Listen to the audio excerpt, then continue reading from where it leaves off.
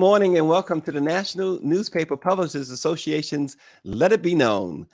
For weeks, congressional negotiators have been considering folding the Journalism Competition and Preservation Act, a bill intended to support local journalism, into a larger must-pass spending bill. But as many critics pointed out, the JCPA, as it's known, would have failed to do what it aimed. In fact, it might have ended up hurting local journalism.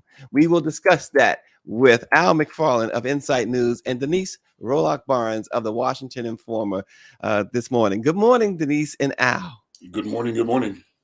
Good morning, Denise. Before we get into the JCPA, we just wanted to get a quick update on the U.S. Africa Leadership Summit that's going on this week in Washington. Anything new there? Anything interesting? Well, I think it's always interesting, Stacey, and it's unfortunate that this whole summit is sort of gone under the radar. You've got close to 50 African heads of state from the continent who are here in Washington, D.C. at the Washington Convention Center, meeting with State Department officials and their delegations to really talk about Africa's growth and development. Again, Africa has said for many years, we are not looking for aid. We just want, our support for the projects that we're doing, and not recognizing the fact that, Africa is a young continent with, I think, over half of its population under the age of 19 years old. So they have some real issues that they're trying to address and trying to get United States support for.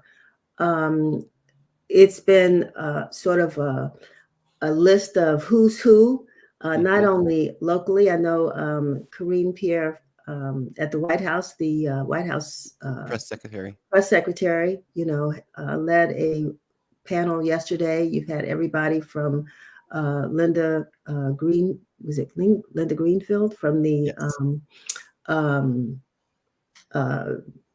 United Nations, who's been here, UN ambassador to the, I'm getting it all wrong, but the American ambassador to the United Nations. And I mean, you name it, everyone is here.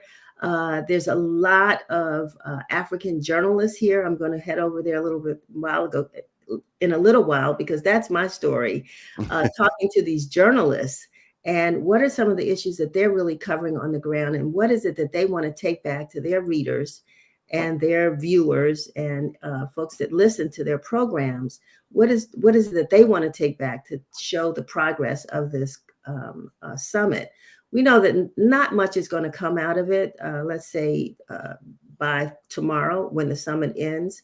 But President Biden has committed a significant amount of money for projects in Africa. They're very, very concerned about environmental and global environmental issues. And I mean, it's a lot that's going on there. And I'm just happy to be sort of in the room, which is really all I am, is in the room. Right. But we are doing a big front page story this week in our newspaper, and we'll have even more coverage next week. So hope you'll follow us at the Washington Informer. Absolutely. WashingtonInformer.com. And Washington Informer does an amazing job. Anthony Tillman with the social media as well. Al, and we're joined by the president and CEO of the National Newspaper Publishers Association, Dr. Benjamin F. Chavis Jr. Before we get to Dr. Chavis, Al, David Youngblood makes a point. He says we better get our stuff together because China is running circles around us in Africa. And that was one of the things that have already come up even before the summit started. Is this a real opportunity for the United States to kind of get in front of what China is doing in Africa? I think it's an opportunity for Black America to get in front of what Europeans and Chinese and Russians are doing in Africa. I think we're in a particular inflection point in the balance of world power and the access to availability of resources, both material, mineral resources, and in terms of the young population of Africa, human resources. Africa's got it all. In Africa, resources will mean the balance of power for the next generation or two. The question is, how do we leverage the assets we have in Africa to ensure that conferences like this are not modern iterations of the division of Africa, the spoiling of Africa for the benefit of Europeans and of Chinese.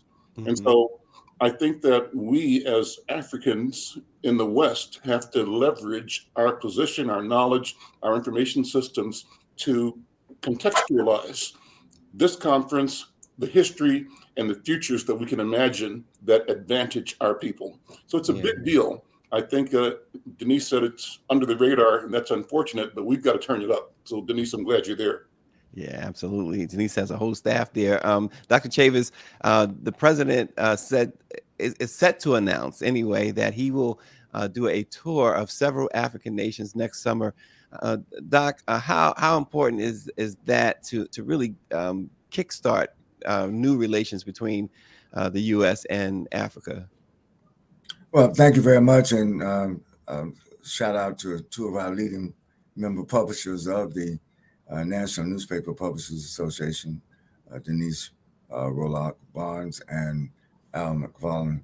I think that the Africa Summit, the U.S. Africa Summit, is an opportunity, but it's also a responsibility for African Americans, as Al and Denise have indicated, that we have to be much more involved proactively. And we shouldn't just wait for an annual conference. This is an annual thing that the White House does. And I think it's good that the president, I was hoping he would even go to Africa in his first 2 years. But if he's going next year in 2023, that'll be great. And I hope he visits more than a couple of African nations. Africa is a big continent. And there are a lot of issues in North Africa, in Central Africa, in Southern Africa, in East Africa, West Africa, that all African Americans should be much more aware of. There's business opportunities, entrepreneurial opportunities, but there's also some critical public health issues. There's some critical the whole question of water. The United Nations has said several years ago, the next world war is not going to be over oil, it's going to be over water. And one of the critical places that we don't have fresh water is not only Flint, Michigan, or Jackson, Mississippi, it's in Africa.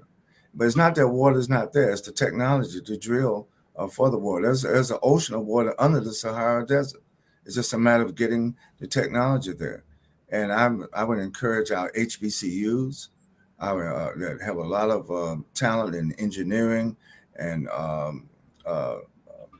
kind of research that needs to be done, working with the Black press, working with entrepreneurs. I was with Robert Smith, a Black billionaire, a few weeks ago, and I was emphasizing to him, I think that the investment community in African America needs to see Africa as a place for investment and get a return on the investment. Of course, African Americans will get more than just a financial return.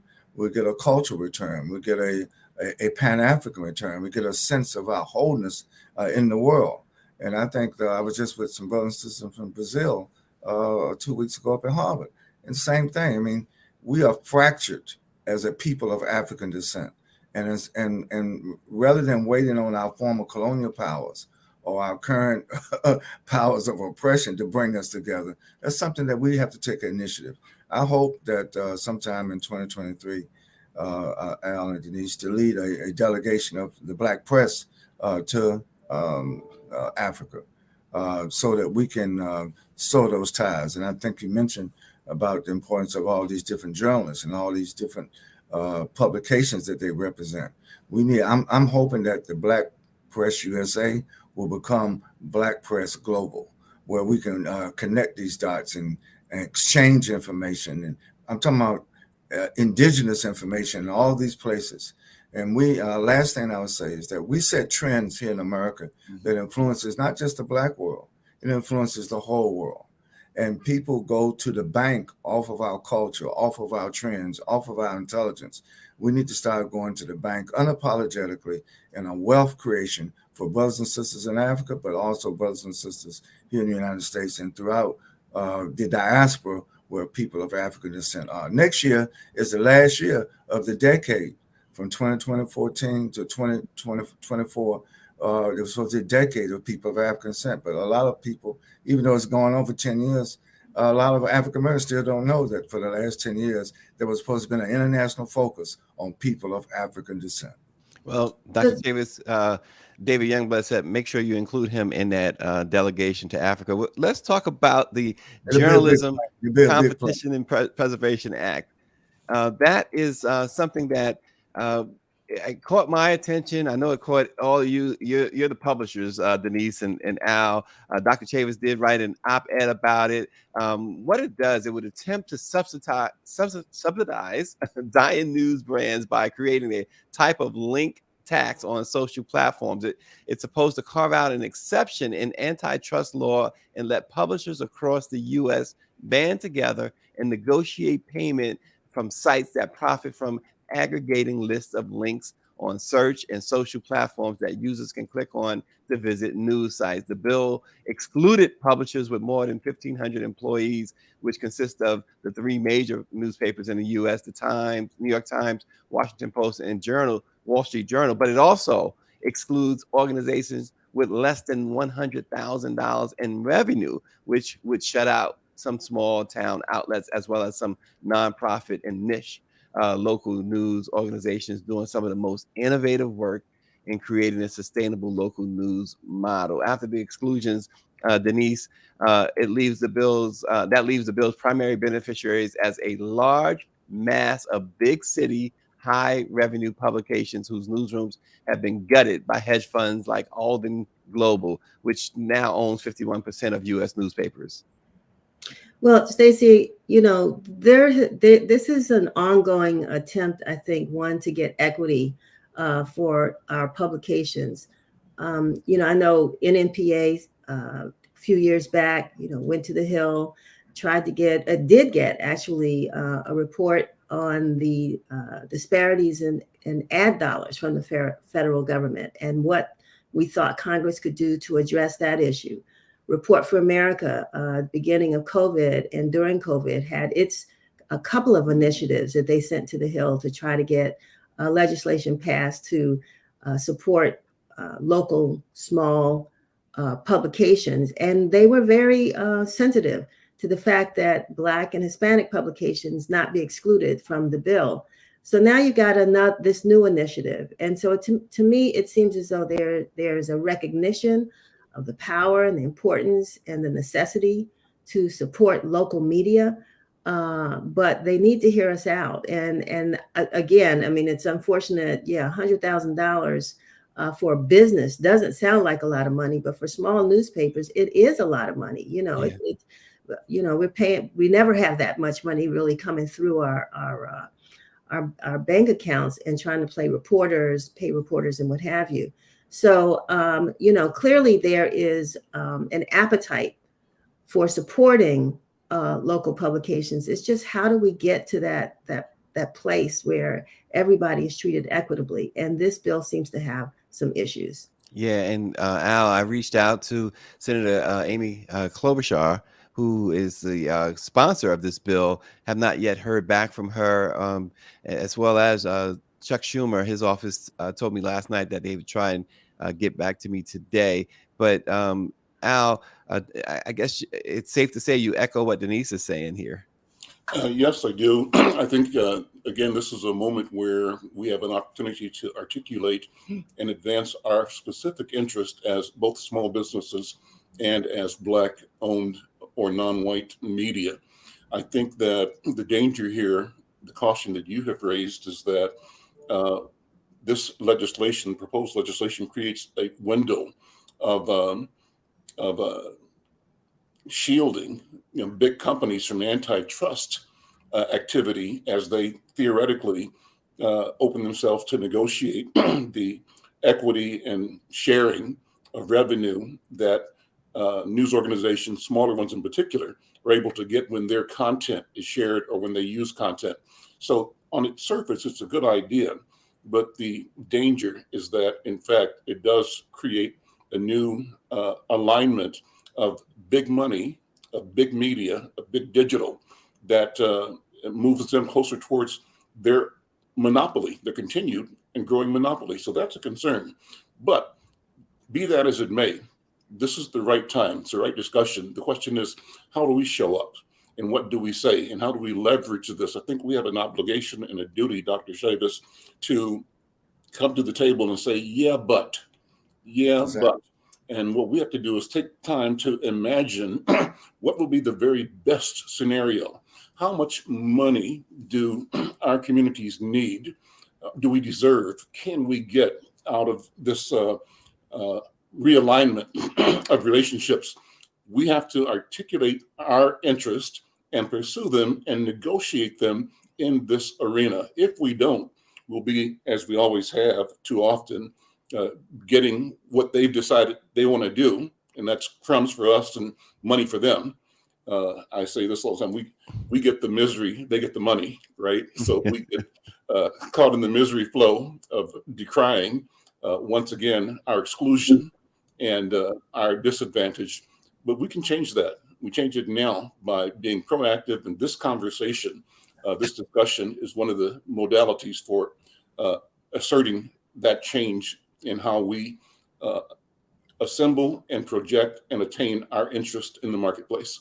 Yeah, and Dr. Chavis, the nonprofit Public Knowledge released a statement right after your op-ed, and this is what they had to say. They said this bill is also a threat to content moderation. The bill allows publishers to sue Facebook or Google for taking down content that the platforms find offensive or contrary to their community standards. And we know just saying the word Black sometimes they consider offensive, so they'll remove it.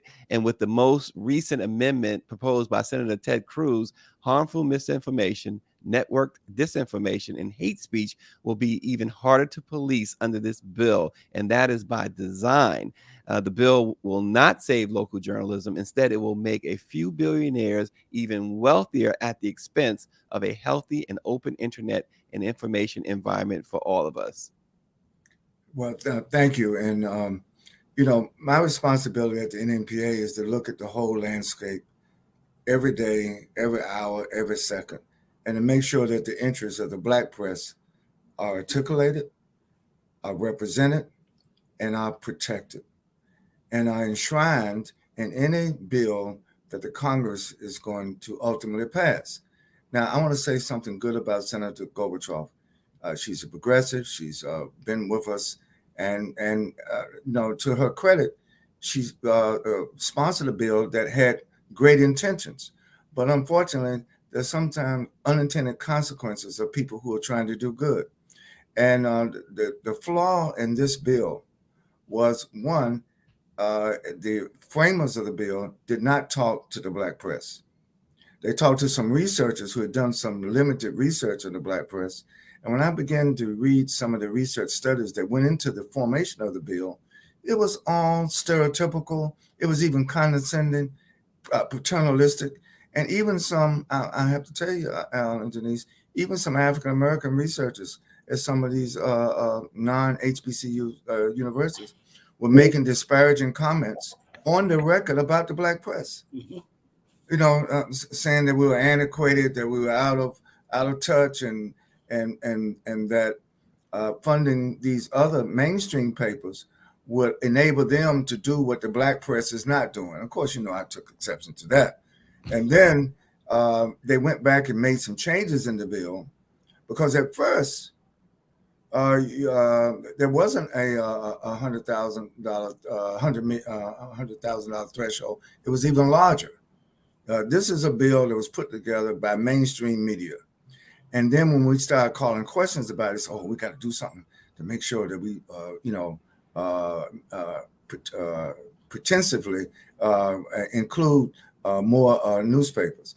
And so, no. But the good news is, because we wrote that op-ed, this bill was attached to the Defense Authorization Bill, which is getting ready to be voted on.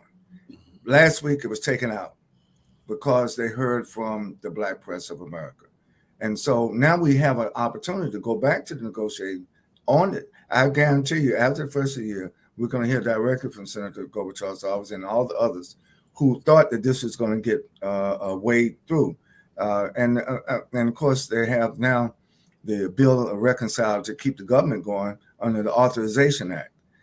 So I think that we have to be cognizant, aware of all these public policy issues. I do salute the Biden-Harris administration for making equity a priority value in their administration.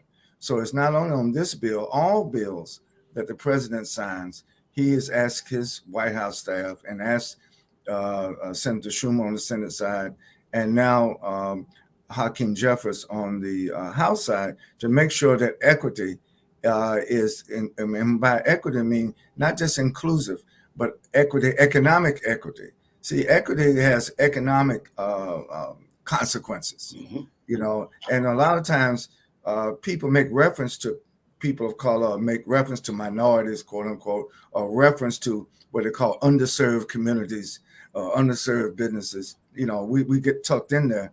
But the thing is, if you look at the fine print, a lot of times people who are intended to do something good for us hurt us because they're doing it from a paternalistic perspective. They don't allow us at the table to the last minute. And then we have to do things like I had to do with the op-ed.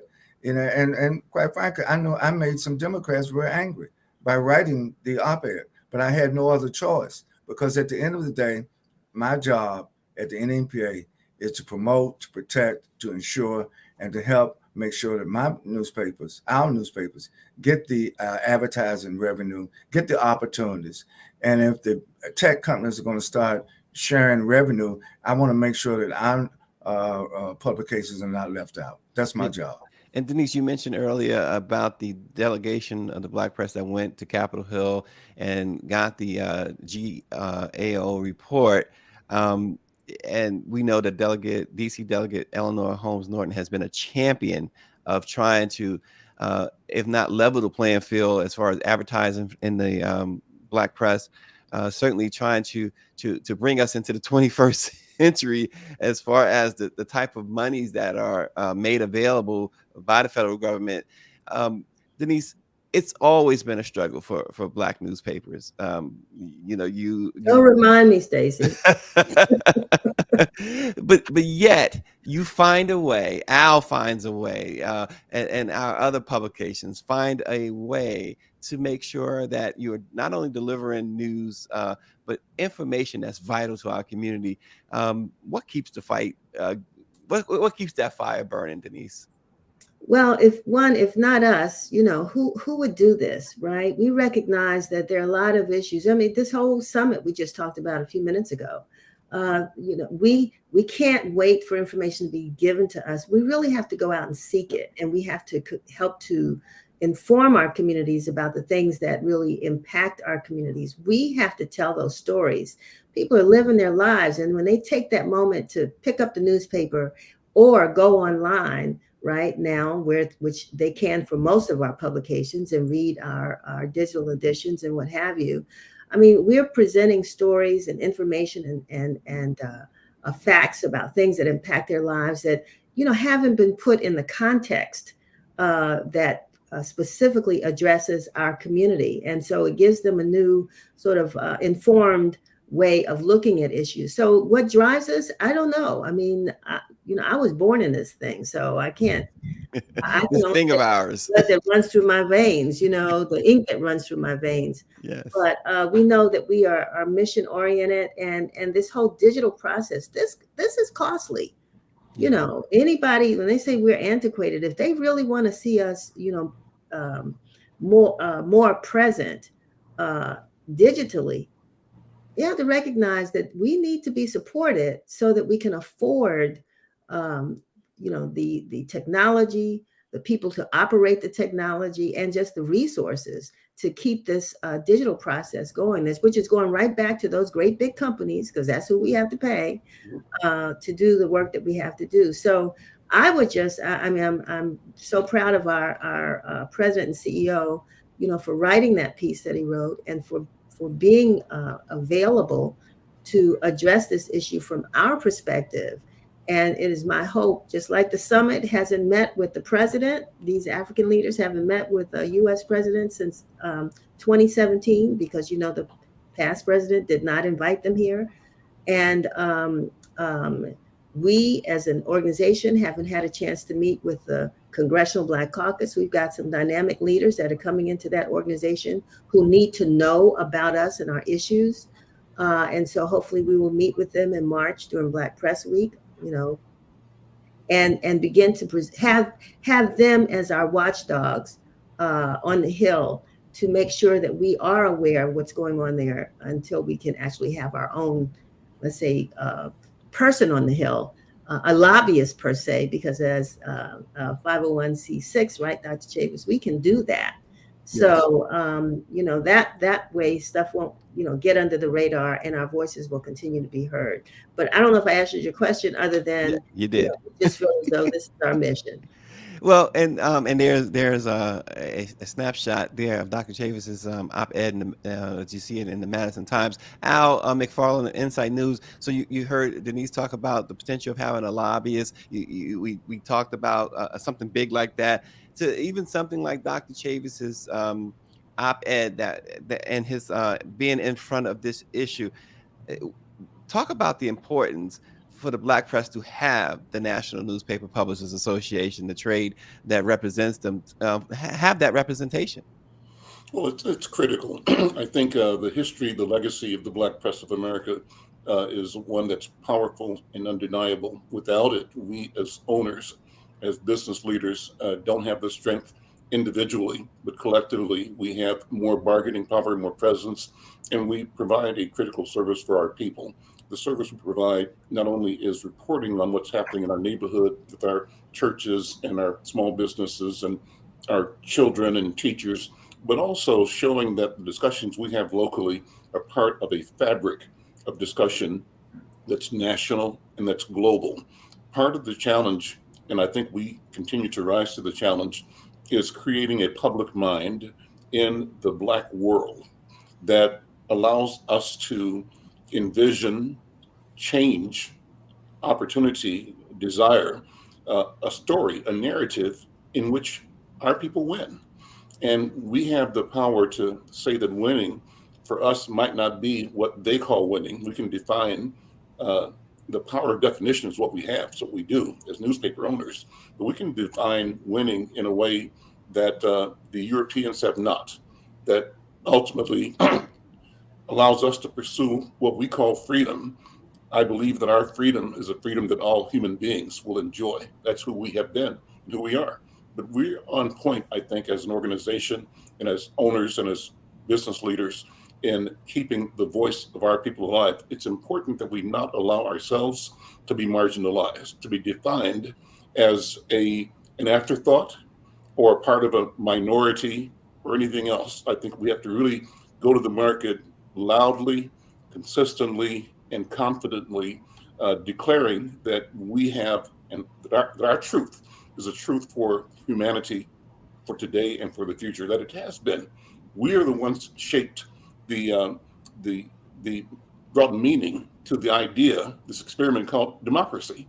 It didn't exist but for our work as people that were enslaved, right, who always fought for freedom. So we've been the spear of making these grand ideas real and realizable. Yeah, and Dr. Chavis, before I turn it over to you, as we about to close out, a couple of quick comments. One from David Youngblood, and one from Paris Brown of the Baltimore Times. David says Robert Smith can underwrite a foundation focused on digital transformation in Black media, similar to the Knight Foundation. And Paris Brown of the Baltimore Times asks, "Are we, the NMPA, planning to rally now to contact our respective congressional leaders now to make them aware of the issues in this proposed bill?" The answer is yes to both. And I think, listen, we winding up 2022. We should go into 2023 much more optimistic. There are signs now that the American economy is not going to go into a recession. Inflation went down by the announcement yesterday of the Treasury Department. So I think that we are poised, but we have to be engaged at all levels, not only at the federal level, also the state level and the municipal level. The Black press has a great future, but I think, as our publicists have said this morning, It requires all of us to be proactive, not just reactive. So yes, we're going to follow this legislation. We're going to make sure that it's inclusive and that our interests are protected. On the other hand, Denise and Al, I'm going to make sure we start collecting this information of all these journalists that are here from all over the African world. We need to strengthen our contact. So, Stacey, I'm going to use my concluding remarks so you can break some new news here on Let It Be Known.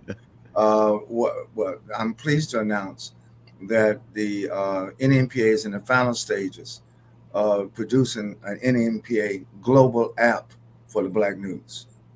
And I say domestic, I say global, because in the marketplace today, business is global.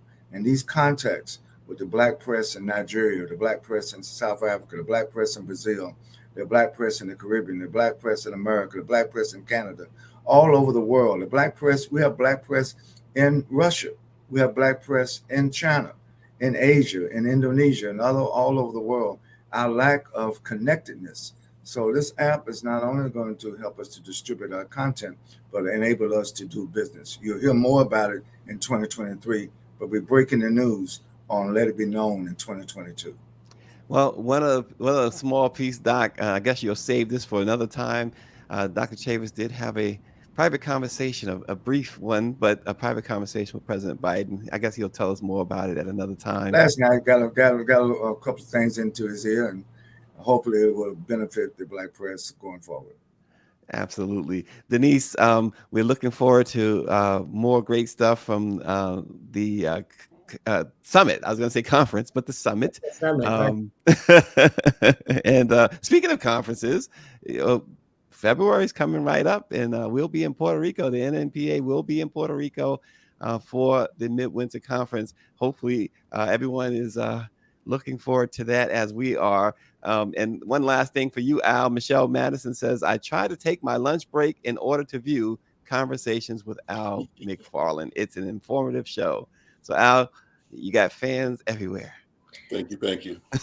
Brown, if I can just throw something in really quick, because I thought about it with Al, and we just had the opportunity to interview the 9-year-old who is one of the leading actors in the movie Emancipation, featuring Will Smith. If you have not seen it, see it. Okay. See it. No matter how you feel about our brother Will, see Emancipation. It's quite an inspiring story. Look, Will Smith, don't agree with what he did at the Oscars. We all make mistakes, but that guy, there's not too many more talented people than Will Smith. So if you don't want to see a Will Smith movie just because of the Oscars thing, shame on you, in my view. Look, also Win TV. Watch Win TV on Fridays at noon. Denise is there every Friday. She's hosting Win TV, and they always have some great stuff, especially if you're in the DC, if you are interested in DC news, but also she does some national stuff too. And sometimes she even invites me to come on, but it's not often, but it happens. We'll fix that in 2023. Thank you all for watching. All right. Absolutely. Thank you all for watching Let It Be Known. Thanks, Dr. Chavis. Keep up the great work. Al McFarlane, and of course, Denise Rolark Barnes, the historic Washington Informer. Thank you all. We'll see you tomorrow. Thank you.